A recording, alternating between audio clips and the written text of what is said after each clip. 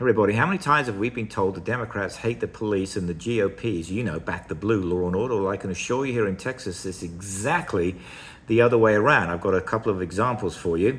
So recently, well, I say recently, the last few years, Greg Abbott came out and signed into law that any idiot can go out and buy a handgun and carry it openly in public without actually even to have a license of any description whatsoever. And you know what? 75%, in fact, over 75% of the various police chiefs of police federations in Texas, and there's more than one, I can assure you, there's like Dallas and Houston, all the others, came out and said, this is a really bad idea, that it's going to make their job much harder and, of course, less safe for those police officers on the street. But did Greg Abbott listen to them?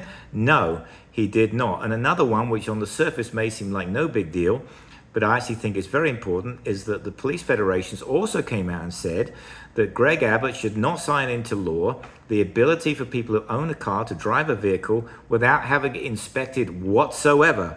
That's right, you can now drive a car in Texas without having it inspected in any shape, fashion, or form, and that has changed in the past 18 months. Now, the police federations came out against that for pretty obvious reasons, right?